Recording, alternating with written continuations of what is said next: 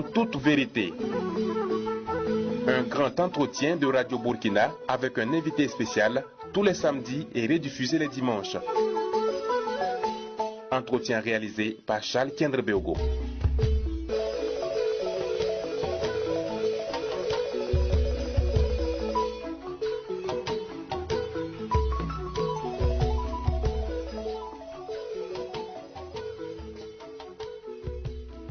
Mesdames, Messieurs, bonjour. En toute vérité, reçoit pour vous le coach Simon Ouedraogo pour ceux qui le veulent, formateur en développement personnel, métaphysicien, entrepreneur. Bonjour coach. Bonjour Monsieur Kendrebeogo. Le titre de coach est en vogue. Que faut-il pour mériter ce titre? Ok, merci à tous. Ce qu'il faut, parce que le coaching c'est comme quelqu'un qui a été à quelque part. On a dit à Moreti, si tu vois un sourd-muet qui court, tu dois tout faire pour courir mieux que ce sourd-muet. Parce que lui, il n'a pas entendu, il a vu. Donc en coaching, c'est généralement ce que nous avons expérimenté et ce que nous avons vu que nous partageons. Donc qu'est-ce qu'il faut pour mériter ce coaching? Je sais pas, il faut avoir quand même des bagages qui débordent et que tu as envie de partager. On pourrait vous appeler des illuminés? Bon, dans la mesure où on ne finit jamais d'apprendre, dire qu'illuminé, c'est un titre qui te pousse à te reposer sur des lauriers. Donc, disons, nous sommes des apprentis. On entend aussi Lady pour les dames. On a même eu une qui était là, qui a défrayé la chronique lors de son passage à Ouaga. Elle s'est offusquée parce qu'une dame l'a appelée sans le Lady. Qu'est-ce qui vous différencie entre vous et les ladies? Bon, sincèrement dit, ici, la différenciation ici, c'est purement psychologique et mentale parce qu'il y a des gens également, tu les appelles sans un titre, sans coller un titre, ça les frustre. Mais honnêtement dit, dans la mesure où nous avons une mission noble qui est éveiller les esprits et les consciences des gens, honnêtement dit, les titres pour nous, on commande peu. C'est un phénomène nouveau. Avant, c'était le règne des pasteurs, des guides spirituels qui attiraient les foules. Aujourd'hui, c'est le coaching qui est à la mode. Comment avez-vous réussi à ravir un peu cette place à ces éclairés qui étaient là, qui montraient la voie à suivre? Ok, merci parce que nous sommes inscrits dans une évolution, je dirais, universelle et naturelle, où il faut noter qu'il y a eu un moment où c'était les dinosaures qui faisaient les règnes, et après les dinosaures, on a constaté qu'il y avait des dragons, et la nature a continué à évoluer en éliminant étape par étape tout ce qui n'est pas important, nécessaire et urgent. Donc dire que les dinosaures étaient importants, mais la nécessité ont fini par disparaître et l'urgence même de la présence des dinosaures n'était pas au rendez-vous. C'est pourquoi l'univers et la nature a tendance dans son évolution, sans notre contribution, à éliminer tout ce qui n'est plus d'actualité ou de tout ce qui n'est plus commode, tout ce qui ne part plus en synergie avec l'évolution actuelle. Donc c'est pourquoi dans le passé également au Burkina ou en Afrique, c'était les Walkman qui faisaient le show. Donc, si tu pouvais gifler quelqu'un, il va tomber, on dit il est fort, mais par la suite, ces superstitions ont fini par tomber un peu parce que ça n'apportait pas assez de satisfaction, ça n'encourageait pas. Et après, c'est la religion qui est venue et quand tu n'as pas de religion, à un certain moment, quand on te demande tu appartiens à quelle religion, rapidement tu es pressé de te présenter comme je suis ceci, je suis cela. Tout ça, c'est... Et après, aujourd'hui, dans le monde, vous allez voyager partout, faire des conférences. Peut-être que quelqu'un même ne va pas s'intéresser à ta religion, ils vont s'intéresser à ta spiritualité, à ta créativité, voire même à tes entreprises. Donc c'est pourquoi vous allez encore voir dans ce cadre normal de l'évolution de la vie, il faut qu'on s'actualise. C'est dans ce sens que personnellement j'ai beaucoup bossé et la métaphysique, le développement personnel, le leadership, l'entrepreneuriat et le coaching que je fais, c'est option métaphysique. Et quand on parle de métaphysique, c'est pas loin de la religion, parler d'au-delà, parler de l'invisible. C'est ça, parce que la métaphysique, c'est la science de l'invisible, la science de l'esprit, la science de l'âme, la science de la pensée. Et tous ces éléments, vous n'allez pas me dire d'aller, je peux pas envoyer un homme aller m'apporter la photo de sa pensée, la photo de son âme, la photo de son esprit. Mais si c'est la photo de son corps physique, rapidement, il t'apporte cette autre photo. Donc c'est pour vous dire que cette partie un peu, je peux pas dire que c'est pas important le corps physique, mais notez que le corps physique joue un rôle de 1%. Les 99% sont répartis entre l'esprit, l'âme, la pensée. Et vous voyez, l'âme, la pensée, l'esprit. Donc le corps, lui, il va venir jouer un rôle je dirais un peu ténébreux. C'est important d'être physiquement en bonne santé, de faire du sport. Malheureusement, les gens ont oublié les 3 éléments fondamentaux qui est la pensée, l'âme et l'esprit. Et ils ne travaillent pas là-dessus. C'est pourquoi dans notre coaching, on permet à l'homme d'aller au-delà de son corps physique, de comprendre son fort intérieur, son inner self. En anglais, on appelle ça inner self, inner life, inner health, inner vision. Donc c'est ce qu'il faut comprendre. Et une fois qu'on arrive à comprendre ça, la vie devient comme un jeu, ça devient comme une voiture. Vous avez votre permis, monsieur Charles, n'est-ce pas? Bien sûr. Est-ce que dès lors qu'on vous a donné votre permis, vous n'avez plus peur d'une marque Toyota, Ford, pourvu que ce soit une voiture où la catégorie de votre permis vous donne la permission de conduire, que ce soit Toyota ou BMW, vous conduisez parce que vous savez comment on fait. Dès lors que l'homme commence à comprendre vraiment son esprit, peu importe l'endroit où il part, peu importe le type de projet qu'il va commencer, ça va marcher comme la voiture. Donc c'est ça qui fait que notre différence avec les autres coachs, c'est que nous opérons dans le domaine métaphysique. On va toujours parler du coaching. On reproche aux coachs aujourd'hui de cibler un peu une certaine classe d'aisés. Vos tarifs sont parfois exorbitants. On parle souvent d'1 million pour le coaching VIP, si je ne me trompe pas. Okay, personnellement, c'est un domaine fluctueux, on dirait. Oh bon, disons que tous les domaines sont fluctueux. Par exemple, ici, de mon cas pratique, par exemple, à l'heure actuelle où je vous parle, mes formations, je fais ma formation en une semaine, à raison de 8h à 10h. Et c'est une semaine, je le fais à 1 million, parce que mes prix, c'est graduel, parce qu'en 2017, ça tournait autour de 200 000, 300. Parce que j'ai dit aux gens dans les radios que le vrai coaching, c'est à 7 chiffres, en fait. C'est une histoire de 5 millions, 6 millions. Donc, à l'heure actuelle, mais ça, c'est du coaching privé pour dire que, bon, nous avons des coachings publics, nous organisons généralement des séminaires et des conférences qui est permis à tout le monde. Les prix sont cassés. Voilà, là-bas, les prix sont cassés. Donc, notons que l'esprit humain est la toute première banque et la banque la plus importante, la plus nécessaire et la plus urgente, où il faut investir, ouvrir un compte. Malheureusement, 90% des pauvres n'ont pas ouvert un compte dans leur esprit et dans leur mentalité. Ils ont des comptes en banque. Je ne vais pas citer le nom des banques, mais il y a d'autres qui ont plus de 4 comptes bancaires, mais à la fin du mois, ça galère. Donc, le compte spirituel, c'est quoi? C'est quand tu commences à investir ton argent, une bonne partie de ce que tu gagnes dans ta mentalité, dans ton éducation, dans ton leadership. Dès lors que tu as cette philosophie, tu ne pourras plus qualifier d'une formation de coûteuse. Parce que dès lors que tu l'insères dans ton esprit, tu vas forcément récolter ce que tu as sémé dans ta tête. C'est pourquoi chez nous, nous sommes souvent gênés, et je dirais même on constate, quand on constate avec amertume qu'il y a des gens qui inscrivent les enfants dans des écoles de 15 000 francs comme l'UO par exemple, il y a des lycées de 20 000 et ils achètent une moto de 1 800 000 francs, 700 pour cet enfant et qu'il gaspille du carburant par jour à 500 ou 1000 francs. Et il lui donne de l'argent de poche pour aller écouter je ne sais pas quoi. Mais regardez, cet investissement est un mauvais investissement en fait. Pourquoi personnellement, il aurait fallu faire l'inverse. Il aurait fallu faire l'inverse. Dans une école de 1 million et payer un vélo de 35 000 et un jour l'enfant pourrait payer une jet privée. Il semble que c'est aux États-Unis que le coaching a fait ses preuves dans la réussite personnelle. Et vous, on dit que votre idole c'est Donald Trump. Donc vous avez fait des recherches sur moi alors. Ok, donc oui, ici le coaching remonte encore plus vieux que l'Amérique parce qu'on va repartir en 3500 ans avant Jésus-Christ, à la période de Hermès Trismegistus, qui est un des fondateurs même de la métaphysique, qui a par la suite évolué avec les Confucius, les Lao Tzu, et avec surtout, pas récemment, mais 300 ans avant Jésus-Christ, c'est Aristote qui tenait le bâton avec les Platons. Et après Aristote, Platon, on est venu maintenant dans le monde moderne avec les grands messieurs comme les Émile Coué, les Napoléon Hill. Et ils ont maintenu vraiment les flammes de la métaphysique, du développement personnel et qui s'est modernisé maintenant par l'Amérique d'aujourd'hui en commençant par l'époque de Benjamin Franklin dans les années 1600. Et dès l'indépendance de l'Amérique dans les 776, il y avait assez de personnes qui avaient des notions en développement personnel qui l'ont vite perpétué à les enfants. Et aujourd'hui, l'Amérique tient vraiment la flamme mondiale parce qu'ils connaissent quelque chose.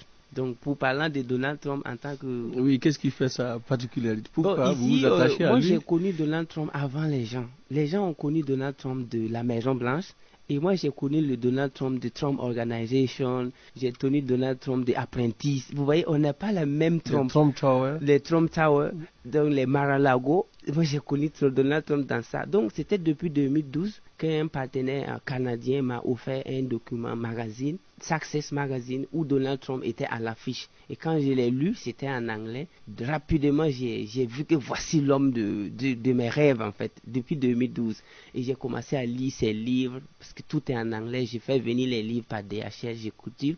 Mais quand il a dit qu'il voulait être président, c'était en 2016, je suis allé rapidement sur Facebook, j'ai juste commenté, j'ai dit « Congratulations, my president ». Félicitations, mon président. Et tous ceux qui étaient habillés avec moi sur Facebook, même des États-Unis, il y a des amis qui m'ont appelé, mais qu'est-ce que j'ai dit? Que moi, je pense que lui, là, il peut avoir le pouvoir. J'ai dit, je suis désolé.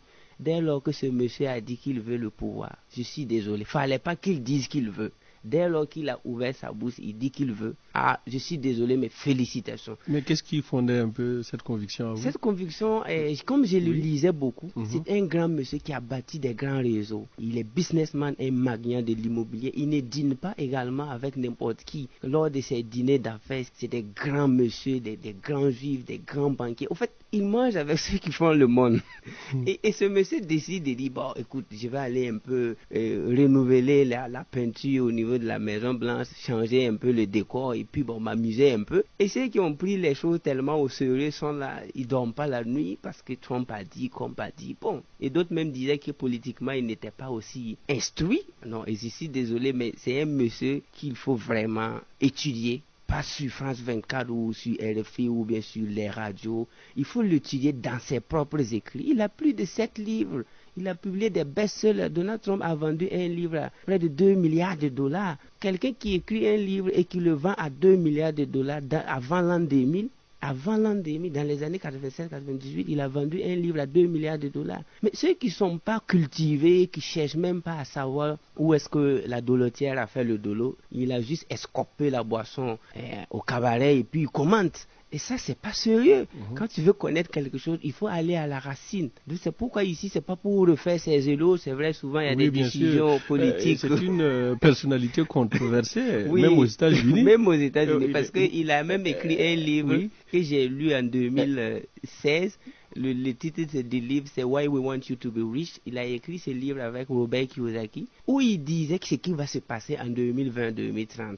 Il a dit ça dans son livre. Et quand j'ai lu le livre, c'est ceux qui sont en retard. Je suis désolé, mais il y a des gens qui sont en retard de l'évolution du monde. Ces gens-là, quand ils se levaient le matin, trouvaient que Who Move My Cheese, c'est Richard Johnson. Johnson a écrit un livre intitulé Qui a pris mon fromage. C'est-à-dire, il y a des gens, ils ont leur fromage, ils vont manger chaque matin. Un jour, ils se lèvent, trouver que quelqu'un a bougé le fromage, ou du moins les fromages sont finis, et ils se mettent à gréver. 90% des grévistes n'ont pas prédit l'avenir. C'est pourquoi chez nous, en développement personnel et en métaphysique, la meilleure manière de créer l'avenir, de prédire l'avenir, c'est de le créer. Lorsque tu crées l'avenir, tu l'as prédit. Mais il y a des gens qui sont couchés, qui veulent suivre des news, des bonnes nouvelles qui disent que bon, maintenant le prix du carburant a baissé, bon, enfin le gouvernement. Non, tu dois rentrer et participer à la création même de l'avenir. Et ainsi donc, tu ne seras pas surpris. Mais est-ce que c'est pas mettre les affaires au devant de la vie, voir tout en affaires? Quand on voit par exemple un Donald Trump agir, tout est négocié ou parfois c'est même la force. On fait avancer les affaires. Bon, ici les affaires c'est tout parce que on a vu un peu le bras de fer avec la Chine. Ah bien sûr, parce que ici, sur ce côté chinois, je pensais que l'Amérique aussi à un certain moment dormait sur les lauriers en négligeant que les livres que eux-mêmes ils ont lus et qu'ils utilisent dans leur armée là ont été écrits par un Chinois. C'est-à-dire Sun Tzu, The Art of War. C'est un Chinois qui l'a écrit et partout dans les universités américaines. C'est un livre enseigné et beaucoup recherché. Donc, je crois que la Chine a appliqué de façon copieuse les enseignements de Sun Tzu. Et quand tu suis vraiment ces enseignements, tu vas voir que tu vas surprendre l'ennemi, tu vas surprendre. Donc, la Chine vient en force. La Chine est une organisation, bon, je dirais une entreprise même organisée qui va surprendre. L'entrée de la Chine à l'OMC date de 2001. Pendant nous-mêmes, on a dévancé la Chine. Je pense que le Burkina a dévancé la Chine à l'OMC, la Côte d'Ivoire a dévancé la Chine à l'OMC, la France, bon, les gros pays.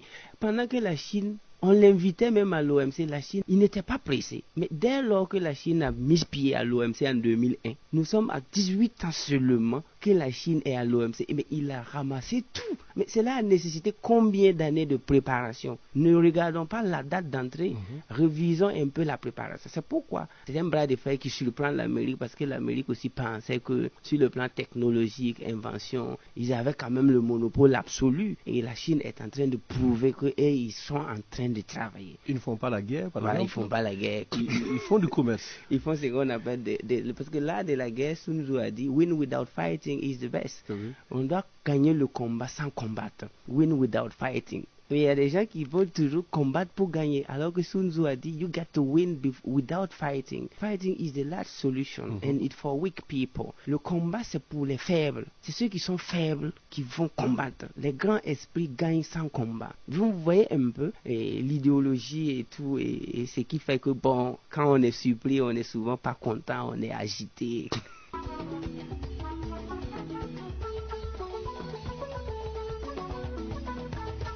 Coach Simon, on va retourner sur vous.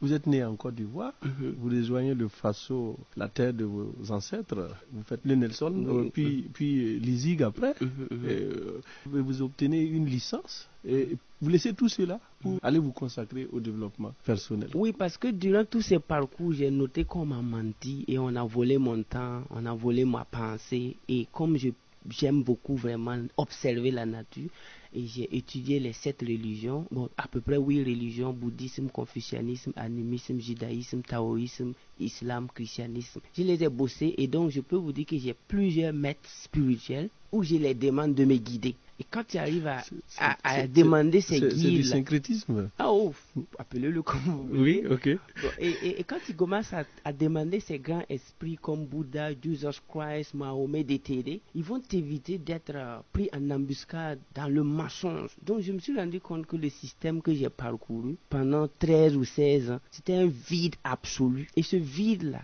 l'hommage que moi je rends ici, ce sont mes enseignants du primaire qui ont attrapé ma main avec le bic et ils m'ont appris à comment écrire I, comment écrire un A. Je serai reconnaissant à ces messieurs jusqu'au dernier de mes jours. Mais hormis ces gens-là, les autres ont passé le temps à me mentir, à me dire des choses inapplicables. Vous voyez un peu? Et quand j'ai fini tout ça, c'est le bonjour, c'était la galère pure. Je partais partout, personne ne te veut et tout. Mais durant tout ce parcours, j'étais vraiment un rat de bibliothèque. Je n'appliquais pas ce qu'on enseigne forcément à l'école parce que j'observe. À Morée, on a dit quoi? Si ton voisin consomme une nourriture et meurt, si tu es intelligent, toi tu vas pas mourir. Mais quel est ce voisin? Le voisin ici, c'est nos grands frères qui sont à Lyon, un peu partout, que j'ai plus le temps d'observer. Je ne peux pas comprendre que quelqu'un puisse finir l'université et galérer dans un pays où rien n'est fait d'abord, un pays vierge comme le Burkina. Vous avez payé vos études par vous-même? Oui, c'est parce que j'ai pu vraiment contribuer à ma scolarité que je ne me suis pas laissé berner. Parce que cette scolarité, je devais la récupérer. Et dans tout ce qu'on m'a dit, il n'y a même pas un seul chapitre qui me permettait de récupérer 1% de ma scolarité. Il n'y a pas eu l'investissement. Oui, c'était. Oui, on m'a pas fait un cours sur le développement, sur l'économie, sur comment l'homme doit prospérer. On m'a juste raconté des blablabla de Hitler. On m'a dit que l'agriculture américaine c'est puissant, des trucs comme ça. Et au soir de ma vie, bon, pas au soir de mes études, je me suis dit mais qu'est-ce que je peux utiliser dans tous ces cahiers là pour construire une case pour ma maman, donner un joli habit à mon papa? Et la réponse c'est rien. C'est ainsi donc que j'ai commencé à m'inspirer de l'éducation américaine, asiatique, l'éducation gagnante. Et j'ai compris que eux, ils ne forment pas les enfants de la même façon que nous le faisons. C'est à partir de là que ma frustration m'a conduit maintenant à faire des conférences depuis 2014 en invitant mes camarades à faire attention à ce système-là. Parce que le premier des classes, on en a beaucoup de gens qui ont été majors de leur promotion de classe et qui rasent les murs. C'est inadmissible. Quand Usain Bolt devient premier en changeant Jeux olympiques, sa maman éclate de joie parce qu'il y aura des retombées tangibles. Mais quand quelqu'un gagne le bac avec 14 de moyenne ou 16 de moyenne dans notre système actuel, mais ses parents, ils rient pas, ils ricanent parce qu'ils savent que c'est autre dépense qui les attend. Pour aller dans une... Après la licence encore, c'est autre dépense. Donc, moi j'ai coupé court parce que je n'ai pas été vraiment satisfait de tout ce qu'on m'a dit. Et quand je me suis lancé dans l'entrepreneuriat, l'éducation ou l'auto-éducation, j'ai parcouru plus de 10 pays. pour comprendre comment les autres font pour lancer satellite, comment les autres font pour être toujours en 2 avions. Mais pour quelqu'un qui sait, par exemple, que vous avez la licence... Je ne l'ai jamais soutenu, je vous informe. Vous n'avez pas soutenu. Je n'ai jamais soutenu. Est-ce que ce discours de l'école n'est pas la voie de la réussite? Est-ce que ce discours aujourd'hui, vous semblez... Est-ce que vous êtes compris? Au fait, les meilleurs messagers de la paix sont les victimes de guerre. Okay? Lorsque vous voyez quelqu'un qui a fait Bagdad ou Irak et qui revient et qui dépose les armes pour prêcher sur les méfaits de la guerre, il faut l'écouter. Moi, je suis une victime vivant et reconstruit de ce système éducatif insensé et périmé. C'est pourquoi j'informe à mes petits frères. Je ne parle pas trop avec mes grands frères. Si vraiment c'est pourquoi vous ne parlez pas aux grands frères? Est-ce qu'ils ne pourraient pas faire fléchir les choses? Ils peuvent, mais on ne peut pas obliger le chien à se coucher, mais pas à fermer ses yeux. Le pouvoir que je peux exercer, c'est sur mes petits frères. Mais je ne peux pas exercer un pouvoir sur mes grands frères. Mais pourtant, s'ils apprennent la vérité, ils peuvent fléchir. C'est pourquoi mon message va surtout aux côtés de ces jolis enfants, les jeunes vraiment aux yeux innocents là, de ne plus jamais prendre toute leur énergie pour consacrer à ces systèmes-là. Il faut qu'ils commencent à se cultiver sur Amazon, YouTube, Facebook, lire beaucoup les livres écrits par les milliardaires et les sages. Il faut lire les livres écrits par les milliardaires et les sages. Vous allez devenir riche. Vous allez devenir sage. On ne peut pas comprendre que je parte à l'école pour devenir quelqu'un dans ma vie et m'occuper de ma famille. Et mes enseignants grèvent, et mes enseignants me disent que ça ne va pas. Mais tu dois ramasser des bagages dans ça. Moi, je pars pour devenir riche. Et j'ai affaire à des enseignants qui n'arrivent pas à payer leur loyer à la fin du mois. Selon vous, monsieur Tiendebeo, qu'est-ce qu'ils vont m'enseigner concrètement? Nothing. Donc, si je dis ça, effectivement, beaucoup m'appellent, me disent que bon, que c'est parce que j'ai eu le bac.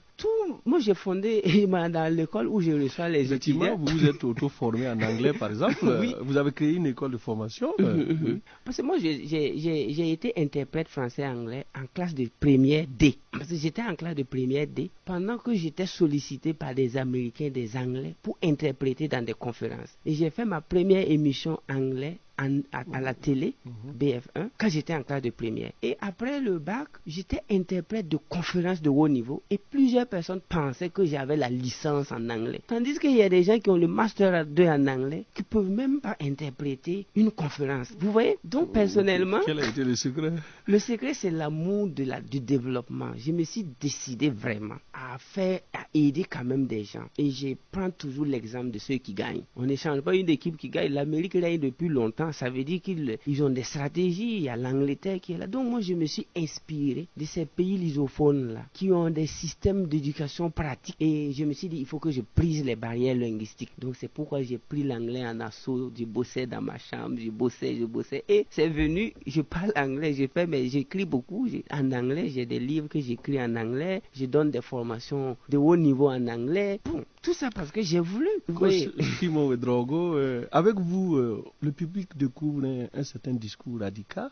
Nous allons évoquer quelques traits. Vous dites par exemple, quand il y a la pauvreté, les soucis, les angoisses, c'est que vous manquez d'informations. Great. Effectivement. Parce que qu'est-ce que c'est que la pauvreté? On a dit que il n'y a pas de maladie qui n'a pas de symptômes. Bon, j'ai bossé beaucoup de choses pour pouvoir devenir coach. Même la médecine, j'en ai bossé. Seulement, je ne peux pas opérer quelqu'un. Donc, il n'y a pas de maladie qui n'a pas d'effet, ou du moins des symptômes. Paludisme, c'est fièvre. Rougeole, c'est des varicelles, c'est des petits trucs. Mais selon vous, la pauvreté, c'est la manifestation physique de quoi? La pauvreté, c'est une manifestation physique de l'ignorance absolue, d'abord. Ensuite, de l'inactivité et de manque de créativité. Lorsque vous manquez de créativité, lorsque vous êtes dans l'inactivité, lorsque vous êtes dans l'ignorance, parce que Bouddha a dit quoi? L'ignorance est la nuit la plus noire. The darkest night is ignorance. La nuit la plus noire, c'est l'ignorance. Lorsque vous vivez dans cette nuit-là, le résultat visible, c'est la pauvreté. La pauvreté, c'est n'est d'autre que l'enfant de l'ignorance, du manque de créativité. C'est pourquoi, quand vous parlez de ces discours, quand on manque d'informations substantielles et vitales, on va passer sa vie à bosser pour rien. Si le monsieur qui m'a donné Magazine Success en 2012, c'était un Canadien, on s'est rencontrés lors de l'Africalia parce que j'étais un vrai tireur de coups. Quand je suis en classe, je n'ai jamais redoublé de classe, mais le numéro 1 qui a remporté vraiment le titre de tireur de coups dans toute sa carrière, c'est moi.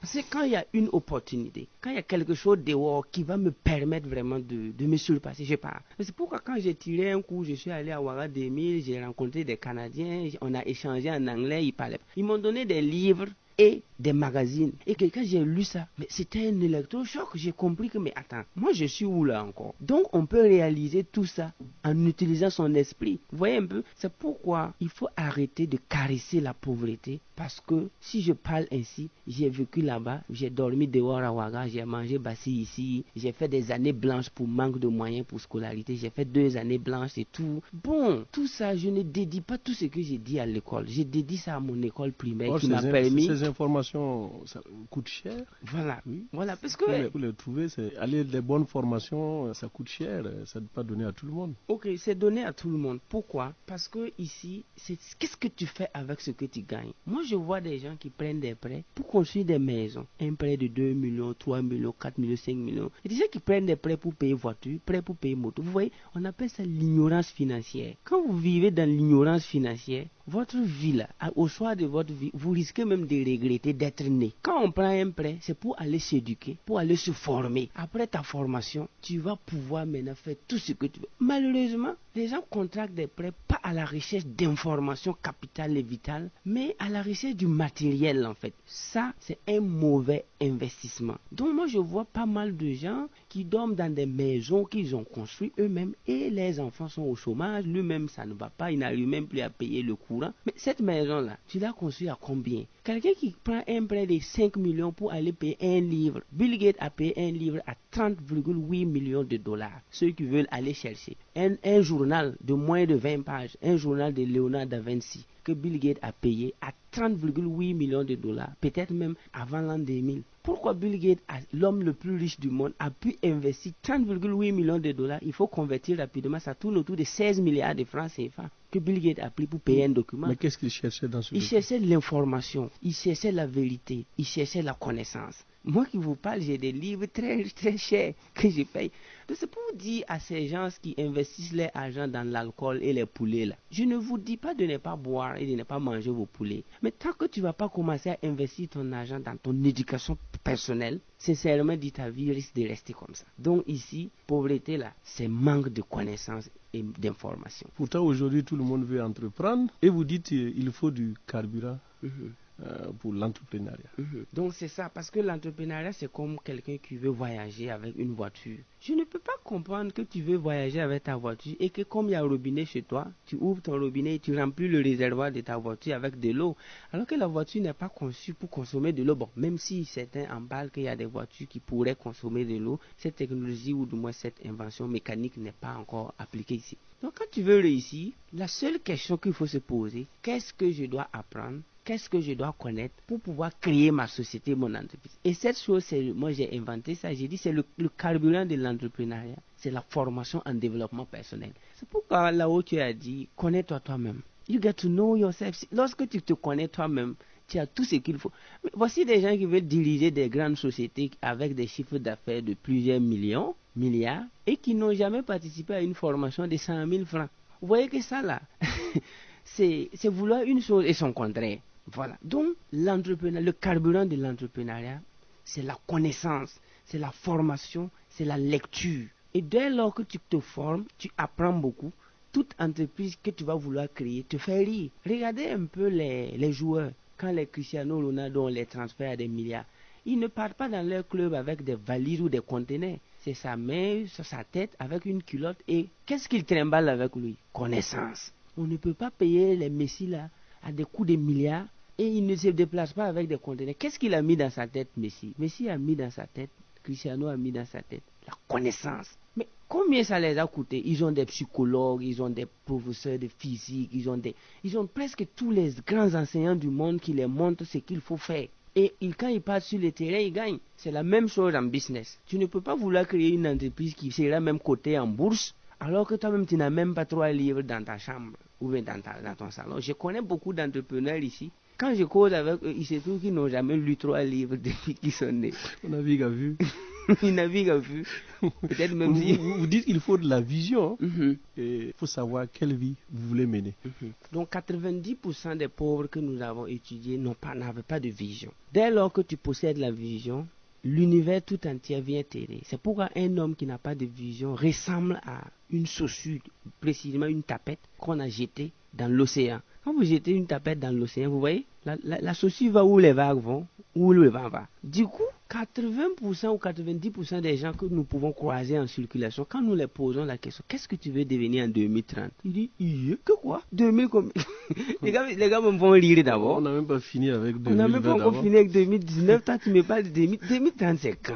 Donc, cette vous voyez, projection-là, cette projection manque d'abord aux individus, puis aux organisations, puis aux associations. Et il y a des États même qui n'ont pas de vision. Il y a des États entiers qui manquent de vision claire et honnête de ce qu'ils veulent devenir, de ce qu'ils veulent que les jeunesses deviennent dans simple 5 ans. Ça navigue à vue, ça saute sur les projets au hasard. Pourvu qu'il y ait l'argent là-bas, on peut commencer à médiatiser tout ce qu'il faut. Si demain on envoie un petit projet ici, suivi de quelques millions de dollars, vous allez voir que les micros, les journaux vont changer de titre. Ouais, quand on a vu vraiment dans ces trucs-là, il y a une vision qui manque. Alors qu'il est dit, que ce soit dans le Coran, la Bible, Torah, Kabbal, Daogin, on a dit, a people without vision shall perish. Where there is no vision, the people shall perish. But he that keepeth the law, blessed is he. Où il n'y a pas de vision, les gens vont périr. Mais ceux qui auront une vision, l'univers va les bénir. Donc, honnêtement dit, nous enseignons également ces lois, nous enseignons ces connaissances, nous formons les gens dans ce domaine-là pour qu'enfin tu sois immunisé. Parce que la vision ressemble à un vaccin. Quand tu es vacciné, c'est-à-dire quand tu as une vision,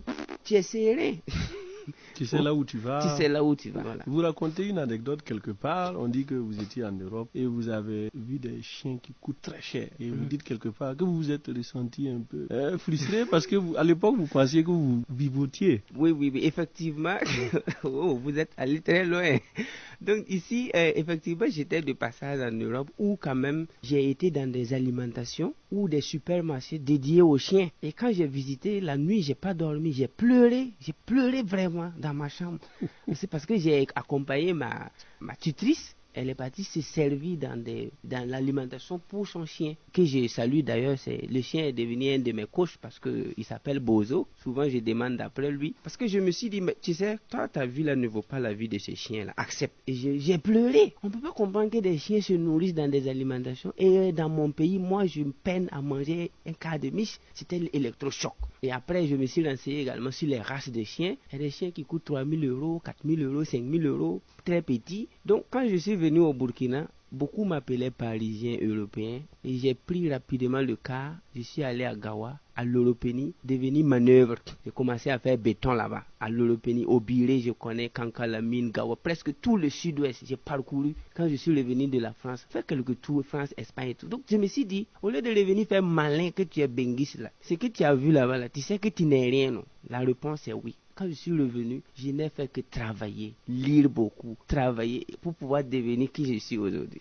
Pour combattre un peu cet esprit de chômage qui est là, voilà, qui fait souffrir cette jeunesse. Tout le monde pense qu'il n'y a pas de boulot, voilà. Donc il fallait un peu bannir un peu ce vocabulaire. Oh, tous ceux qui ont un dictionnaire devaient barrer le mot chômage. Parce que j'ai dit que le chômage ne fait que profiter à ceux qui luttent contre le chômage. Ça ne profite pas aux chômeurs. Parce que si le chômeur n'est pas là, les budgets, les communications autour du chômage vont disparaître. C'est pourquoi le chômage ici, c'est le résultat de l'ignorance et de la mauvaise éducation. Quand on ment à des enfants, le résultat final, c'est l'ignorance. Le résultat du mensonge, je dirais, pendant 10 ans, quand on ment à un enfant, pendant 10 ans, et on lui donne le bac, on le ment encore, on lui donne la licence, vous voulez qu'il fasse quoi? Qu'il soit chômeur. Vous voyez, les enfants ne sont pas des têtus comme vous les avez caricaturés. Je défends la jeunesse burkinabé, c'est des intelligents, ils sont hyper doués. Sinon, ils n'allaient pas Vous avez d'ailleurs écrit un message à leur endroit. Oui, parce que quand vous avez remarqué lors de l'insurrection, vous avez vu la créativité que les jeunes là ont eu à faire.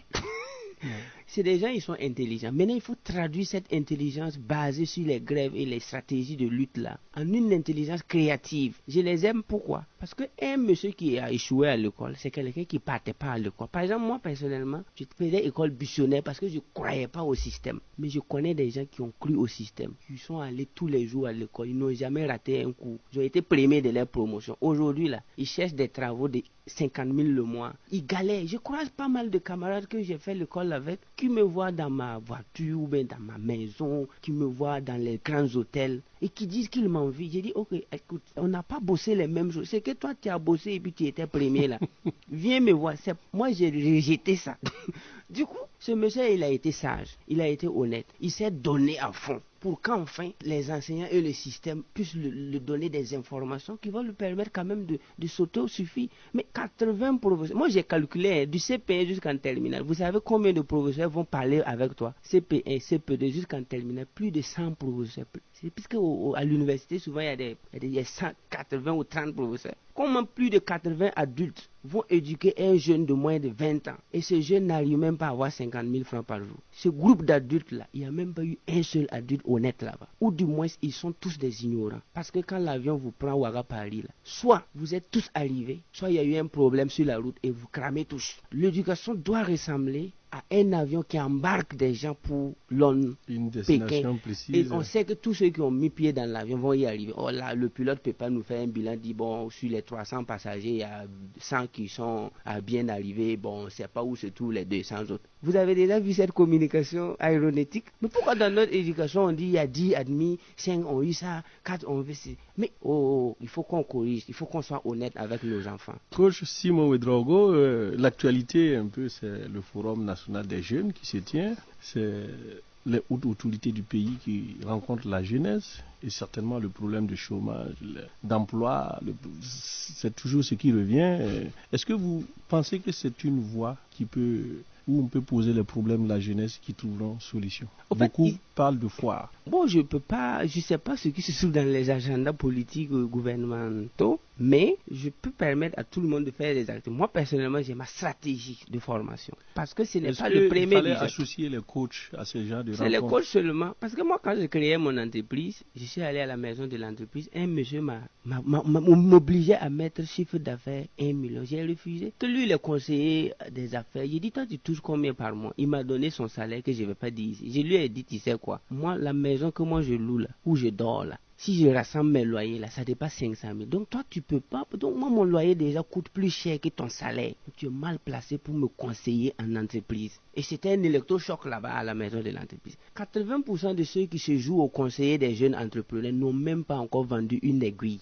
Quand quelqu'un n'a pas encore vendu une aiguille, il ne connaît même pas qu'est-ce qui se passe au marché boursier de Londres, il ne connaît pas le marché boursier de Tokyo, marché de New York, il ne savent même pas ce que c'est que crypto-monnaie, blockchain. Il ne sait même pas où va le monde. Les gars, ils s'assoient, que lui veut conseiller les jeunes à entreprendre. Écoutez, il faut aller chercher les informations vers les gens qui sont du contenu. Voilà, je n'ai jamais vu un boxeur qui est entraîneur de football. Soit il est un ancien footballeur, soit il a passé carrière à suivre le football de près. Mais voici des salariés qui veulent conseiller des jeunes pour qu'ils entreprennent. Ouais, déjà c'est mal barré et c'est mal parti. Du coup, je salue le forum, je salue l'initiative, mais je les invite à être encore à sélectionner. Parce que quand on veut constituer une équipe nationale, on parle de sélection. Non, et c'est pas n'importe quel joueur qu'on appelle. Les coachs pourront être des sélectionneurs. Bon, je vais pas me vendre. Ça sera tout pour aujourd'hui. Okay. Nous allons dire merci au coach Simon Ouedraogo. Merci d'être venu dans nos studios. Oh, thank you very much. Merci à tous. Et le message que je passe à tous les Burkinabés, soyez optimistes, rêvez grand, priez, pas prier à l'église ou à la mosquée. Je vous ai dit de prier chez vous. Le Burkina va s'en sortir. Everything gonna be alright. It's written. Tout ira bien, à merveille. Le Burkina va employer des étrangers. L'objectif, c'est d'employer des étrangers. Entre nous, il faut qu'on s'aime. Aimons-nous, s'il vous plaît. Parce que entre nous, l'ennemi n'est pas au Burkina. L'ennemi n'est pas burkinabé. Donc, ensemble, développons notre pays par le développement personnel. Merci. Je vous aime.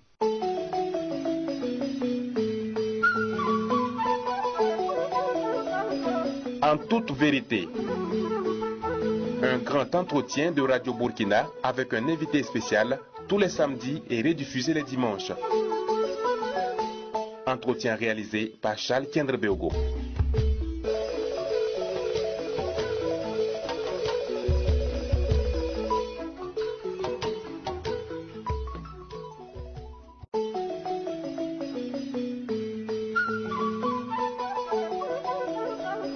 En toute vérité. Un grand entretien de Radio Burkina avec un invité spécial tous les samedis et rediffusé les dimanches. Entretien réalisé par Charles Kendrebeogo.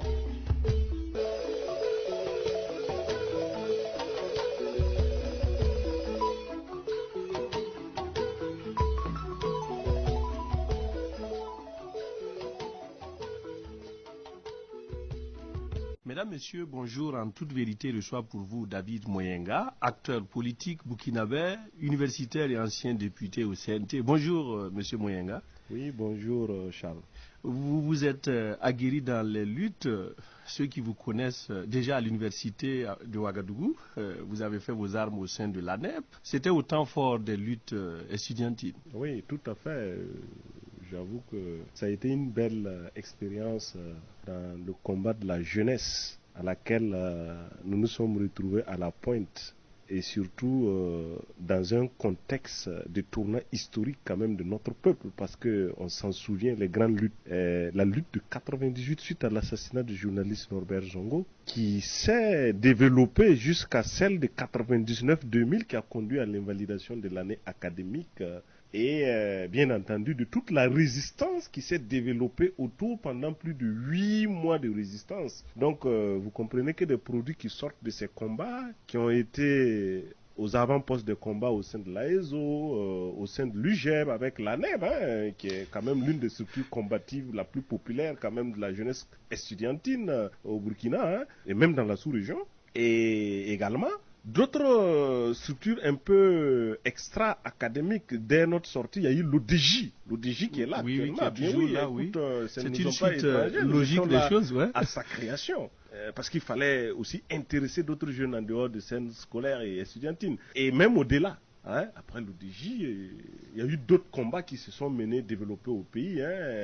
Et même, je dirais, peut-être ça va vous étonner, c'est la première fois que je l'ai dit, membre fondateur du ballet citoyen également. Ah oui? Ah ben oui, donc ça veut dire que vous comprenez que nous sommes une jeunesse militante, une jeunesse de combat et une jeunesse, je dirais, d'alternative maintenant et une jeunesse d'espoir. Est-ce qu'on peut dire que tout cela s'est préparé à partir du campus? Ben oui, en grande partie parce que je crois que ce qui est en train de se dessiner très clairement, la photo des combats qui ont été menés antérieurement ces 20-30 dernières années, où il y a eu beaucoup de grands événements et grands tournants jusqu'à l'insurrection populaire, qui n'était pas non plus, je dirais, un hasard heureux. C'est pas une génération spontanée. Donc ça n'a pas été spontané. Donc aujourd'hui, à moins qu'on veuille faire la force à une certaine jeunesse, ce qui va être difficile parce qu'elle est là, et je crois qu'il y a une jeunesse de relève dans ce pays-là qui est là, qui doit être organisée et qui doit en fait se mettre à la place aujourd'hui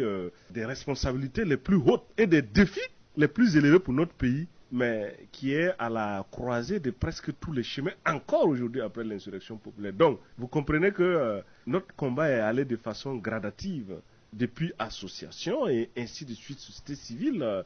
J'imagine qu'on va y revenir. On va y revenir, mais à l'époque, à l'université. Et ainsi de suite, on y est là. Oui, à l'époque, à l'université, c'était des grandes répressions, des mouvements durs conduits par l'ANEB qui ont débouché, comme vous l'avez dit, à une année blanche. Est-ce que, avec le recul, ça a été un succès? Ah oui, il n'y a aucun combat qui peut se mener sans sacrifice. Et c'est l'esprit de sacrifice de notre génération comme ça. Il fallait passer par cette année blanche. Mais c'est même pas qu'on a voulu passer. On a voulu faire bouger les lignes. Et l'adversaire politique en place, sinon le système politique en place, a tout simplement, devant l'incapacité, j'allais dire, de répondre, sinon de pouvoir dompter cette jeunesse comme on la voulait là, ils ont opposé une répression, je dirais, barbare, physique. Beaucoup d'étudiants de notre génération, il n'y a pas quelqu'un qui n'a pas fait un tour, soit dans un commissariat, dans une gendarmerie, ou même à la DECIR à l'époque devenue maintenant le corps des CRS, ou à la police nationale. D'autres même ont été déportés à l'époque à Dori et tout ce qu'il y a dans certains camps militaires. N'en parlons pas, le cadre du RSP aussi, il y a beaucoup qui ont fait des séjours dangereux, difficiles. Donc c'est pour dire que la répression physique, nous l'avons vécu barbare. Même il y en a qui ne pouvaient pas dormir chez eux. Oui, on dit que souvent il fallait rentrer en clandestinité. Mais oui, mais pour parfois, certains ténors que vous étiez, oui. Est-ce qu'il y a quelques anecdotes que vous pouvez nous raconter vous concernant? Oh, ben écoute, moi je ne peux pas compter le nombre de coups dans lesquels j'ai dormi. J'ai même un voisin taximan une fois qui a dû me conduire pour amener à la gare. J'ai dû dormir là-bas au petit matin, il fallait changer de gare. En fait, il y a tellement de, vous étiez de choses à dire. Mais, ah oui, mais j'étais même pas le seul. C'est carrément toute une équipe qui était recherchée qu'il fallait anéantir parce que effectivement, le pouvoir public pensait qu'en anéantissant ceux-là qu'ils estiment être l'échantillon représentatif ça suffit pour écraser le mouvement. Ce qui était également aussi une fausse lecture, parce que le mouvement est très organisé. Donc, on a vécu tout ça. Et donc, je disais que la répression, elle est allée sur cette donne. Mais attention, la répression n'a pas été seulement d'ordre physique comme ça, comme je l'ai dit, parce que ça, c'était pour nous faire peur et nous faire renoncer à la lutte, pour nous faire taire. Mais au-delà, il y a eu aussi les souffrances. Il y a eu la répression académique. Il ne faut pas se leurrer. En quoi cela consistait? D'un point de vue universitaire, mais beaucoup de camarades étaient réprimés et n'avaient pas droit à l'égalité des chances, par exemple par rapport à des bourses, par rapport même, on a vu des gens en qui on a refusé la bourse alors qu'ils étaient meilleurs. Mais parce qu'ils sont militants, on dit que ce type-là ne doit pas évoluer dans ce laboratoire. Pourtant, dans certains milieux, il semble qu'on cooptait certains ténors pour les proposer d'aller à l'extérieur, pour casser la lutte. Au contraire, moi je dirais que c'est l'inverse que la majorité des gens. Pourquoi les gens se retrouvaient à l'extérieur? Ils n'avaient plus d'autres espaces à l'intérieur. Les bourses, ils sont déjà quadrillés et tout. Donc, il fallait compétir dans d'autres bourses internationales où il n'y a pas l'influence soit de l'autorité ou de certaines autorités qui doivent apprécier le dossier au niveau de l'instant. Sinon, vous n'allez jamais passer. Et généralement, c'est les bourses internationales qui étaient devenues la risée et la possibilité, l'espoir pour certains camarades. D'autres aussi, c'est par amitié interposée avec des amis où ils ont dû colmater, travailler dur, faire les cours à domicile, les cours pour pouvoir colmater et puis pouvoir s'acheter un billet d'avion. Vous voyez, pour pouvoir aller et puis se battre à l'extérieur parce qu'il n'y avait pas de garantie. Mais c'est-à-dire que nous avons traversé véritablement toutes les formes de combat, de résistance de la justice. C'est pourquoi pour nous, quand on parle de résistance, c'est pas maintenant. Rappelez-vous que déjà en avril 2000, avec la répression de la lutte devant la présidence, là, l'ancienne présidence maintenant, mais c'est la résistance active qui avait été lancée comme mot d'ordre. Et dans cette résistance active, il fallait que les gens rentrent en résistance. Donc c'est pas maintenant, c'était même un mot d'ordre en fait qui a été lancé. Au campus, c'était des moments chauds. Il y a eu aussi le clash aussi entre ces mouvements étudiantins. Comment se fait-il qu'au sein de la même université, des associations d'étudiants mènent une lutte parfois, s'attaquent entre-temps? On a vu les guerriers à une époque aussi. En fait, tout cela rentrait en fait dans le champ de combat dans lequel les étudiants, en fonction de leur niveau de maturité et tout, pouvaient être influencés par d'autres forces politiques, des groupuscules et autres, que nous appelions à l'époque de groupes anarchistes, c'est-à-dire qui ne sont pas aussi organisés que cela, mais qui pointaient dans le jeu et qui pouvaient utiliser des méthodes souvent à l'extrême, la violence. On a vu, il y a eu des moments où, et facilement, le danger de ces groupes se sont attaqués. Oui, le danger de ces groupes, c'est qu'à un moment donné, n'importe quel mentor politique qui a de l'argent ou qui a des influences quelconques peut orienter ces groupes-là vers des militants ou vers une organisation pour la casser du militant en tant que tel. Parce que généralement, la répression policière, la répression militaire, à un moment donné, elle a ses limites. Donc, qu'est-ce qu'il faut faire? On passe par d'autres groupes, d'où le développement de petites milices, de petits groupes de pression violents. Mais on était averti qu'il fallait faire attention à tous ces groupes-là. Et vous voyez les conditions d'étudiants à l'époque. Il y en a là, pour peu qu'il ait 20 000 ou 25 000 francs à l'époque, ou bien on les offre quelques bouteilles de whisky ou quoi, ils sont prêts à tout casser. Il y a beaucoup d'étudiants qui sont tombés dans ce que j'appellerais dans une misère et ils ont rejoint une certaine classe définie par les Lénine, là, le lumpen prolétariat. C'est-à-dire que c'est que vous appelez les gâteaux. Oui, à l'époque, le mot est lâché. Voilà, je ne voulais pas dire le mot, mais vous le connaissez très bien. Ça veut dire c'est une petite couche de gens qui sont en deçà même de ceux qui sont en train de souffrir et donc de la sous-classe des prolétaires. Donc, ça devient des lumpen qu'on peut utiliser à tout moment. Ils sont prêts à tout parce que c'est une question de survie vraiment. Et donc, à un moment donné, nous avons dû taper du poing sur la table pour dire que stop. Parce que si cette violence-là devait évoluer comme cela, ça allait entraîner la disparition non seulement des structures, personne n'allait pouvoir militer. Ça allait être le règne de la terreur tout fait. Cela a amené la mort, vraiment le gouvernement à vouloir installer une police à l'intérieur du campus. Effectivement. Pour amener un peu la discipline. Cela aussi n'a pas été accepté à l'époque. Oui, mais c'était une fausse réponse. Et ça montre déjà justement que cette méthode-là a été suscitée déjà quelque part politiquement. Et que, comme ça a échoué, à la suite de l'invalidation de l'année, le 6 octobre 2000, et laquelle invalidation, lorsque ça se prononçait comme un coup d'État militaire, l'université est dissoute. Le conseil de fac est dissous. C'était exactement comme un coup d'État. Et pendant ce temps, l'université était quadrillée de RSP et de militaires pour que personne ne vienne encore dans cet espace-là. Donc, à la suite justement de cette invalidation, il fallait trouver maintenant une autre forme beaucoup plus légale, organisée, institutionnalisée. C'est pourquoi on a proposé ce qu'ils ont appelé la PSU. La PSU qui est la police spéciale des universités. Donc, en réponse à une crise où les étudiants demandaient quoi? Amélioration de leurs conditions de vie, l'augmentation des espaces beaucoup plus pour pouvoir faire les cours, la bourse, l'aide, on leur propose une police spéciale des universités pour régenter. D'ailleurs, on a proposé d'abord autre chose, de dire que le système intramuros et extramuros, c'est-à-dire les que murs ont été refaits en béton armé, oui. Armés dans les deux sens du terme, en fait.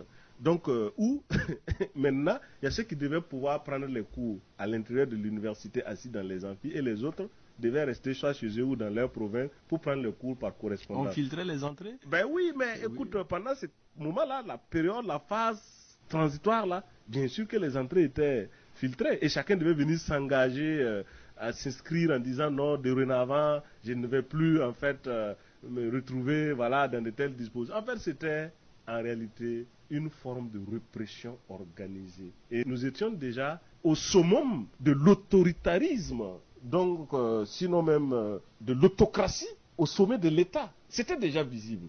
Vous voulez régenter des intellectuels et cela n'a pas passé. Oui. Aujourd'hui, nos campus ne sont pas si apaisés que cela et on remarque toujours que l'année académique a connu plusieurs problèmes dus au système LMD. Est-ce que cela aussi n'est pas tributaire de ces luttes qui ont duré depuis des années? Non, en fait, je crois que il y a eu de grandes recherches d'investigation des États généraux pour pouvoir sortir l'université de la crise, mais en réalité, jusqu'à preuve de contraire, la crise ne fait que s'enliser. Rappelez-vous, c'était déjà en 2011-12 où des autorités voulaient venir prononcer le blanchiment technique. Ça n'a pas été très facile.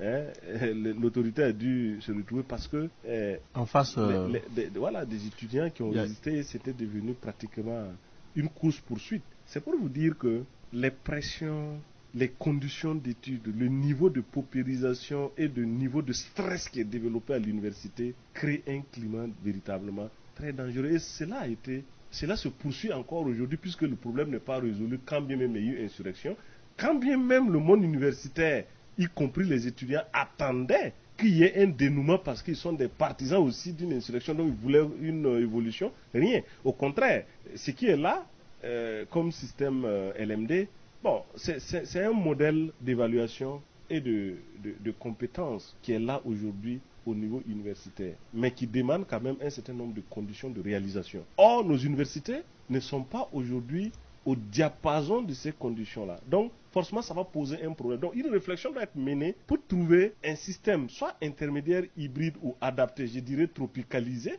en entendant peut-être, parce que cette même université-là, mais quand vous prenez le nombre d'étudiants aujourd'hui, vous prenez les années, l'évolution des années aujourd'hui, il y a beaucoup de chevauchements.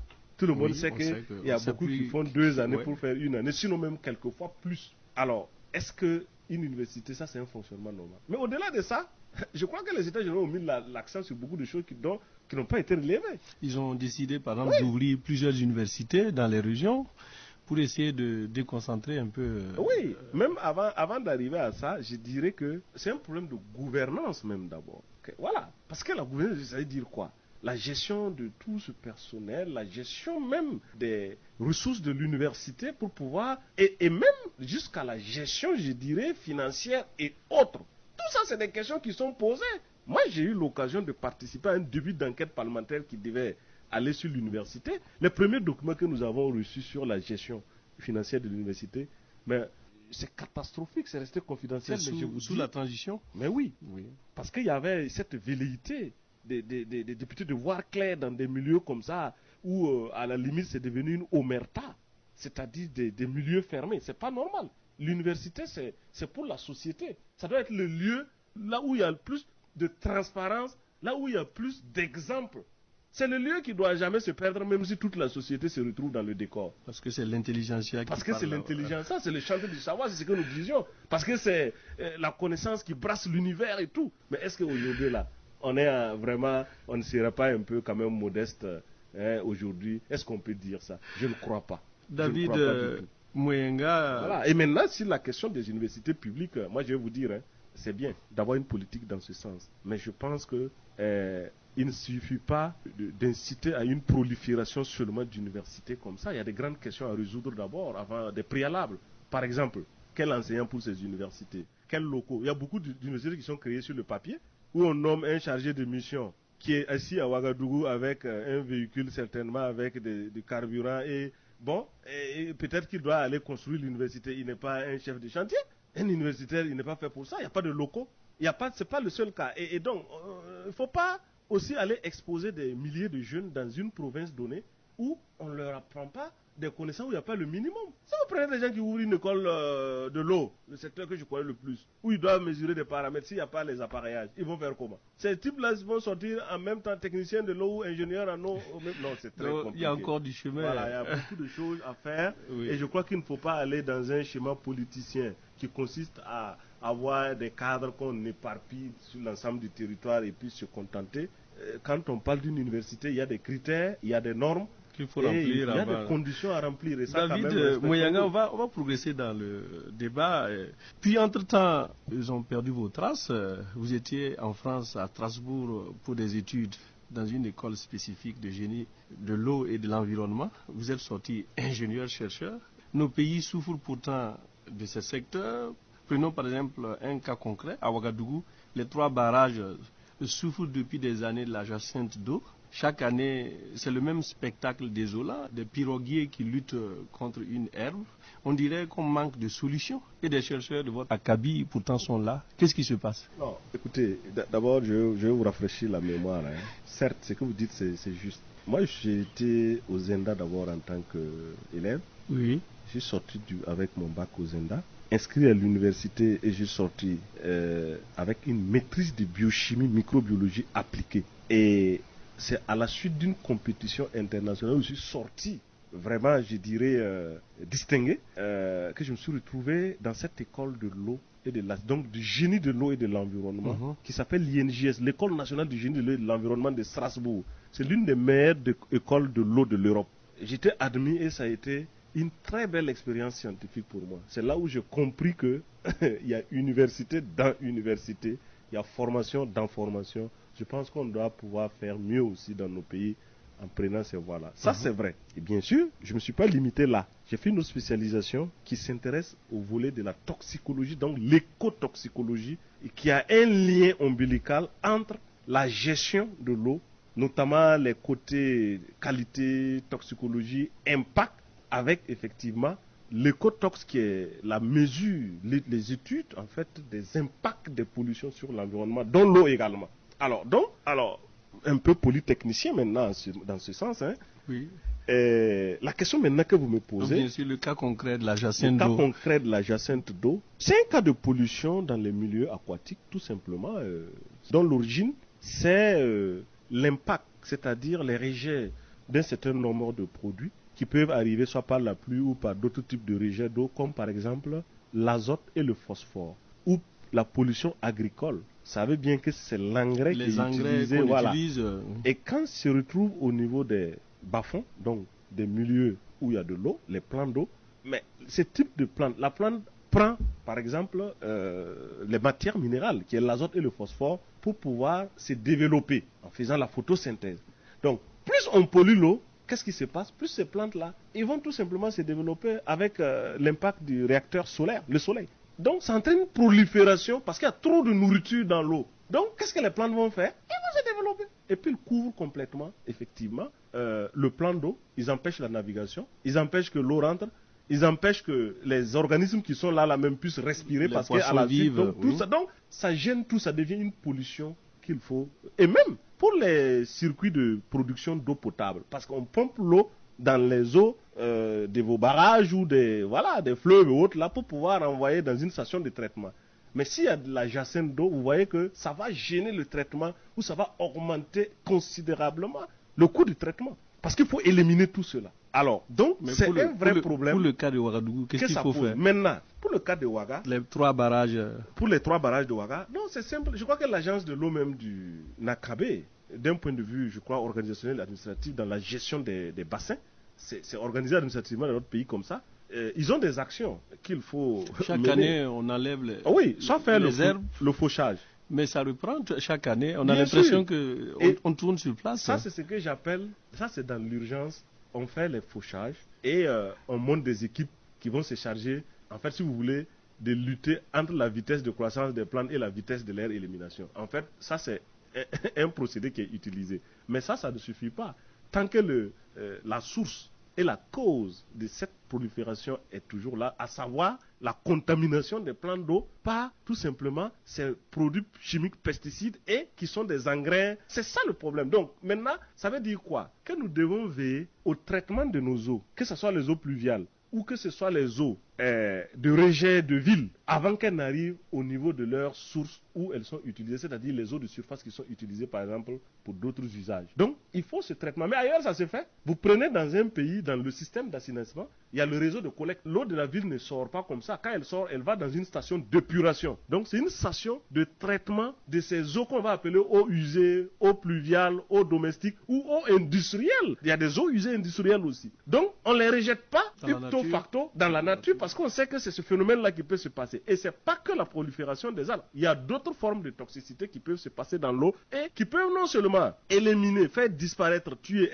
l'extinction d'espèces de l'eau comme les poissons, et ça va diminuer, ou leur transformation, mais aussi, attention, derrière il y a l'homme qui va quand même boire l'eau. Donc le problème de santé va se poser. Il y aura un problème de santé publique qui va se poser. Donc ça veut dire que ça demande qu'il y ait un plan de gestion carrément de ces eaux-là au niveau des eaux de surface, des eaux de ville, que la qualité, la surveillance qualité, c'est-à-dire les contrôles, nous permettent de voir le niveau de contamination, le degré de contamination, les périodes de contamination. Ça se fait. Ça, c'est un travail de jeunes ingénieurs en un rien de temps. Ils vous font cette étude, ils sortent les résultats et ils vous font une proposition de solution technique. Et dans ce cas, il y a plusieurs solutions, allant du plus pauvre, modeste, au plus, j'allais dire, voilà, high là, il y en a. Voilà. Et déjà, ce que les uns et les autres essayent de faire ici, dans la plupart des cas, bon, on essaye de faire des berges et autres, mais ça règle le problème à peut-être à quelque chose entre 40%, ça ne dépasse pas ça. Or, si la pollution est très élevée, si vous enlevez 40%, les 100 autres pourcents qui restent là, ça ne peut que faire en fait fonctionner le réacteur. Donc moi je pense qu'au-delà des fauchages périodiques là, il faut carrément un plan de contrôle, d'évacuation des eaux dans ces milieux-là pour éviter. Bon, de toute façon, c'est des cours que je fais tous les jours. Je crois que mes étudiants, s'ils m'écoutent là, ils savent que ce sont ces solutions techniques là que nous proposons parfois. Le débat aussi sur l'eau et l'environnement semble être relégué au second plan. Même les écolos se sont tus en dehors du débat sur la forêt de Koua qui avait eu un intérêt sur le plan national. Vous êtes parmi les initiés. Pourquoi on ne sent pas les gens sur ces sujets? Ailleurs, tout ce qui touche à l'environnement. C'est une question même d'abord d'éducation et de niveau d'instruction des gens. Il y a beaucoup de gens qui ne savent même pas d'où vient l'eau qui arrive au robinet. Ils ne savent pas comment ça se fait. Combien de gens savent ça? Est-ce que les gens savent que c'est les eaux de surface qui sont utilisées ou que est-ce qu'on va pointer dans la nappe pour amener de l'eau, retraiter un peu et puis pouvoir... Ils ne savent pas. Et ils ne savent pas que leur action en tant qu'homme, que notre mode de production, nos formes industrielles, tout ce qu'on développe comme activité qui a un impact sur l'environnement, ils ne savent pas que ça retombe sur nous-mêmes. Ils ne savent pas, par exemple, que l'activité minière qui est là, un pays... qui en moins de 15 à 20 ans se retrouve avec 15 mines en fonctionnement ouvertes un peu, donc on a creusé un peu partout. Ils ne savent pas qu'il y a un impact, par exemple, sur toutes les nappes d'eau qui existent dans notre pays et que ça se répand et que c'est ça tout l'impact. Et donc, les gens ne savent pas que ces impacts-là, ça va retomber effectivement sur la consommation des personnes. Ce n'est pas pour faire peur, c'est des réalités hydrodynamiques qui sont connues. Et c'est ça qui pose le débat sur la question de l'écologie, de la qualité de l'eau et autres. Et la qualité de l'eau là, c'est pas seulement la qualité dans l'eau de boisson et autres. Non, même les eaux naturelles, les eaux de surface, les eaux de barrage, des cours d'eau et autres là. Mais la question de leur qualité se pose. Parce que si vous les impactez, il n'y a pas d'autres sources d'eau. Ce sont ces sources-là. Or, il y a plusieurs pressions. La première pression, c'est le problème de la disponibilité. Lié à quoi? Si la pluviométrie n'est pas bonne, il n'y a pas assez d'eau. Nous n'avons pas assez de moyens de mobilisation de cette eau-là pour pouvoir tenir l'année et surtout multiplier les usages. Parce que les usages, c'est quoi? Il y a les usages pour la production d'eau potable. Il y a les usages agricoles. Il y a les usages, par exemple, pour l'industrie. Les mines utilisent l'eau. Toutes les grandes industries, le fer, ils utilisent l'eau. Et tous, ils puisent dedans. Donc, il y a une compétition entre la ville pour la consommation, l'industrie, le milieu agricole. Et bien sûr, quelquefois, s'il y a des eaux de baignade ou des eaux récréatives, ceux qui font des grands aquariums pour faire des compétitions comme vous le voyez ailleurs, il y a tout ça. Donc, ça veut dire que c'est le point nodal. Nous ne réalisons pas certainement l'impact que nous avons à travers nos activités sur tout ça. C'est pourquoi peut-être les débats jusque-là ne sont pas chose. Mieux, les gens ne réalisent pas que l'apparition d'un certain nombre de maladies rares sont liées au fait que nos sources sont aujourd'hui là polluées par des types de polluants dont peut-être même jusque-là, les formulations chimiques ne sont pas très bien connues et que les process qui existent pour éliminer à travers les stations d'épuration, avant que ça arrive au niveau du robinet, ces process n'étaient pas adaptés pour l'élimination de cela. Donc ça veut dire qu'on est véritablement exposé. Et ça, à l'échelle d'un État, je dis souvent, ça vaut le travail de tout un ministère qu'il faut développer pour revoir la question effectivement de la qualité, la durabilité et les questions effectivement de santé publique. Monsieur Moyenga, nous malheureusement ne sommes plus par le temps. On va évoquer d'autres aspects. On vous retrouve au CNT, au compte de la société civile. Vous avez fait une autre expérience au niveau de l'Assemblée là-bas. Oui, le CNT, je dirais, c'est l'évolution normale de la situation politique nationale. Vous savez que c'est suite à l'insurrection qu'il a fallu dans un premier temps trouver la formule de l'équipe qui devrait diriger pendant cette période en attendant les élections. Et avant d'arriver au CNT, souvent les gens vont vite. Il a fallu d'abord écrire une charte de la transition. La transition, oui. Voilà, je suis membre quand même de la rédaction de cette charte avec bien sûr Ibriga, le professeur Loada, avec Rassablada Seydou Ouedraogo, avec... attaqué par certains. Oui, bien de gens. Non, en fait, c'était des critiques, je crois, un peu de mal au point, parce que les gens viennent de perdre le pouvoir, il fallait utiliser tous les moyens. Sinon, c'est l'une des meilleures transitions politiques en Afrique jusque-là. Si quelqu'un en connaît à l'étape T d'une transition qui a abouti, qui n'a pas avorté et qui a pu sécréter autant d'éléments de réforme fondamentale, mais il peut venir exposer. Il n'y en a pas. Les gens, on n'est pas jaloux de notre propre œuvre politique. C'est vrai, elle n'était pas totalement parfaite parce que c'est quand même dans l'histoire, c'est la première fois qu'une transition survient au Burkina de cette manière-là.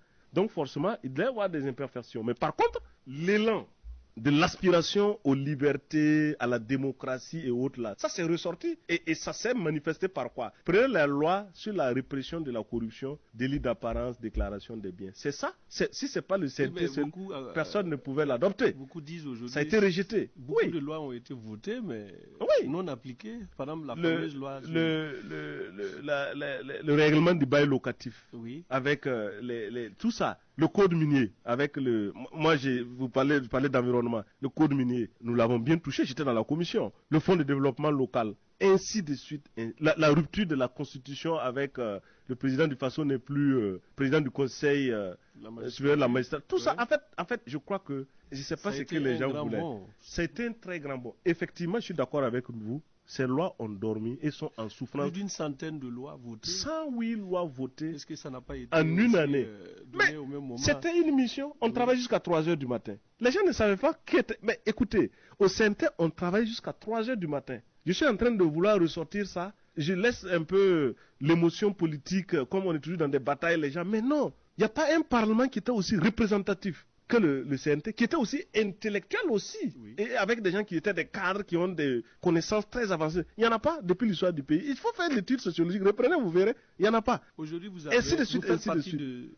d'un comité de suivi de ces lois votées. Le comité de veille parlementaire. Quel est le constat aujourd'hui? Mais le constat, c'est que c'est amer. Réellement, il faut reconnaître, et c'est là où je suis d'accord, cette transition n'a pas pu aller jusqu'au bout de mise en œuvre des différentes lois votées. Et ça aussi... Les 1 an n'étaient pas suffisants? Non, je pense que ce n'est pas suffisant. Moi, j'ai défendu cette position depuis. Et il y a beaucoup qui me rejoignent. Parce qu'au départ, les politiques qui étaient pressés d'aller aux élections là, qu'est-ce qu'ils ont fait? Ils ont tendu le piège politique habituel. Ouais, écoute, ces gars-là, il faut aller aux élections parce qu'ils veulent rester pour s'éterniser. Oui, mais la communauté internationale a toujours mis des pressions. N'oubliez pas même que la charte, même son écriture, la communauté internationale avait mis des pressions pour que certaines choses ne soient pas écrites dans la charte. Mais ça a été écrit. Ils voulaient qu'on dise non, c'est seulement uniquement pour faire des élections, mais rien d'autre. Nous avons dit non.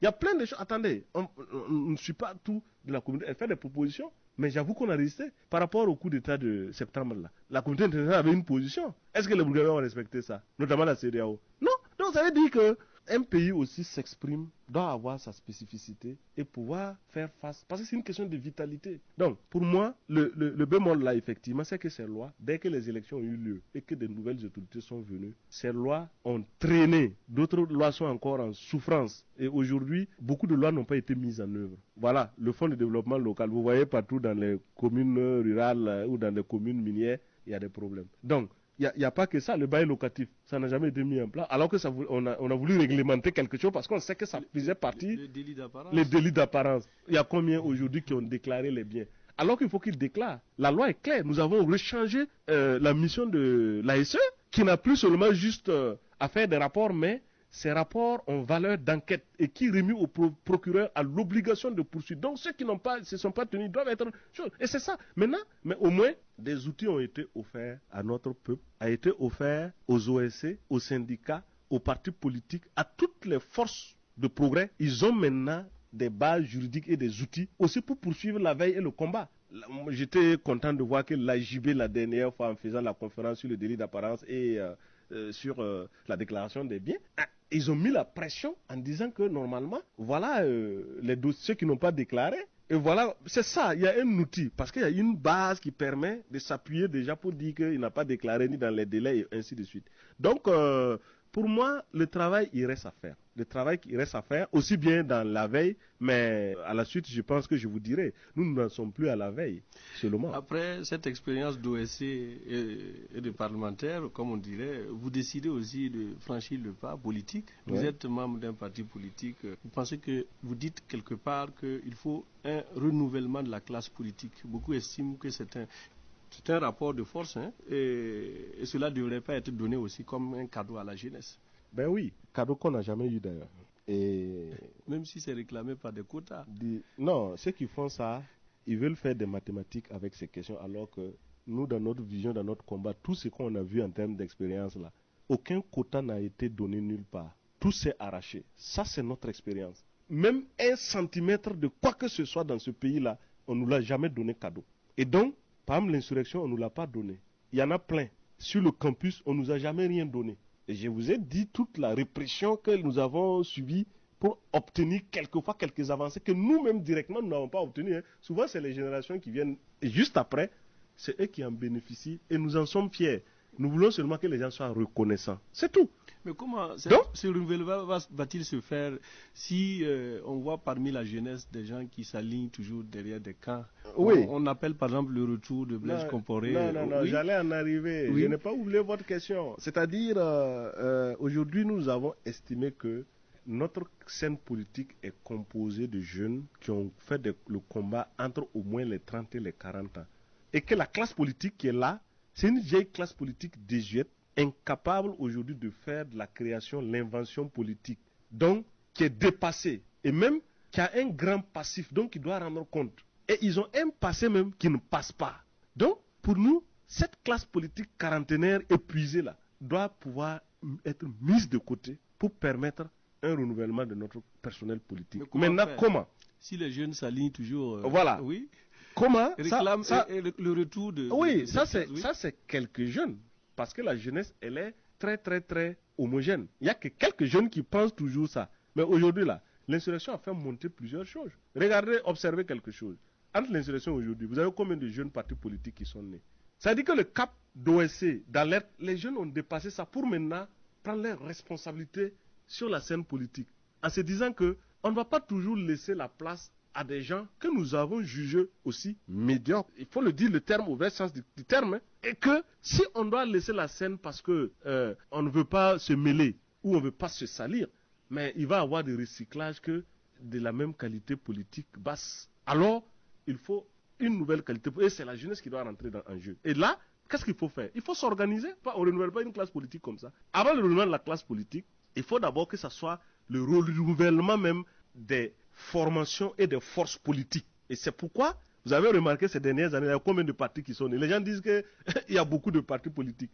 Vous avez d'abord l'APP Burkindi qui est la nôtre, qui est positionnée en tant que parti composé d'un ensemble de camarades, de militants, de droits humains, de mouvements étudiants. C'est rare dans ce pays de voir, par exemple, ces gars-là prendre les responsabilités comme ça. Deuxièmement, vous avez l'OPA avec Farama Ambroise aussi. Le MPS qui vient de naître. Vous avez, voilà, MPS qui vient de naître. Il y a eu le MCR avec Taïrou Bari. Il y a eu d'autres partis comme, par exemple, je dirais, le PUR, et ainsi de suite, qui sont des partis qui sont dans une certaine, le NCC, qui sont dans une certaine dynamique politique, à l'opposé de la vieille, traditionnelle classe politique. Pourquoi ils ne sont pas allés là-bas? Pourquoi ces formations-là ne décident pas d'aller? Pourquoi ils ne décident même pas d'aller au pouvoir? Parce que quand même, avant, c'est qu'on sait, le mouvement se fait généralement en allant vers ceux qui ont le pouvoir. Mais aujourd'hui, le mouvement se fait dans le sens inverse. Ça doit tiquer les gens. Parce que toutes ces forces-là incarnent ce que je dirais, la rupture dans la pratique, c'est-à-dire dans ce que nous avons appelé la gouvernance vertueuse, l'exemplarité au sommet. C'est ce que le Burkinabé demande. Et au-delà, le renouvellement de la classe politique, donc le renouvellement de notre personnel politique. Ces partis qui naissent là, ils sont caractérisés par cette aspiration. Combien de temps cela peut-il se faire? Mais vu que déjà la bataille est déjà engagée, puisque toutes ces forces-là sont déjà organisées sur l'ensemble du territoire, dans un contexte où je dis, attention, les gens vont souvent vite en besoin. Personne ne fait une lecture claire. La scène politique n'est pas très lisible aujourd'hui. Prenons les vieux partis. Aujourd'hui, on parle de Baobab. Il n'y a plus de Baobab puisqu'ils sont tous en train de se déchiqueter. Vous prenez les CDP, ils sont en crise. Les MPP, lui, il est en crise depuis 2016, après les élections municipales, où pratiquement ils ont enflammé entre eux, dans les mairies, les communes. Et jusqu'à aujourd'hui, les MPP, après la disparition de son président, est toujours avec une présidence intérimaire et n'arrive même pas à faire un congrès. Mais ça, c'est des choses qu'il faut observer. Et mieux quand ils essaient de mener une activité, regardez. Aujourd'hui, là, prenez le régime politique qui est au pouvoir. Non, normalement, les MPP devraient être majoritaires et ses alliés. Est-ce qu'on comprend quelle est la nature du régime politique? Mais vous croyez que 2020... Il y a une incohérence totale 2020 sur la pourrait politique. être la date... Mais oui, mais c'est ce que nous disons. Pour la jeunesse. 2020, c'est un grand tournant politique qui est là après l'insurrection populaire. C'est-à-dire que l'élection a eu lieu. La force d'avant-garde politique qui devait prendre la tête du pays et puis répondre à l'aspiration, cette force-là n'était pas organisée, n'était pas présente, nous pensons. Ce qui a fait qu'aujourd'hui, il lui fallut trouver la solution et compenser, pour ne pas dire compenser un peu ce vide-là. Et là, aujourd'hui, c'est ce qui est en train de se passer. Comment concrètement cela peut-il, si les gens partent de façon disparate? Ah, voilà déjà que vous-même vous sortez déjà la solution. Si vous dites de façon disparate, peut-être que vous proposez... Il y a plusieurs partis, jeunes partis qui sont là, oui. Ça veut dire que... Chacun veut être là. Rien n'est fermé. Ça veut dire que dans la dynamique politique actuelle, ces forces qui sont en train de se créer là peuvent se retrouver. Et je crois que la tendance même est déjà à ce niveau. C'est comme au niveau des OSC. On avait dit l'ONAO, les OSC sont morts, il n'y a plus rien, c'est fini. Mais on a vu quand l'UAP est sorti, ce n'est pas passé inaperçu. Donc, c'est comme ça que les choses vont se passer au niveau du front politique également. Et ça, c'est pas à moi de le dire. Il faut laisser les acteurs politiques faire, on verra bien. David Moyenga, malheureusement, nous sommes pris par le temps. Nous allons vous dire merci d'être passé dans nos studios. Ok, merci beaucoup. C'était avec un grand plaisir.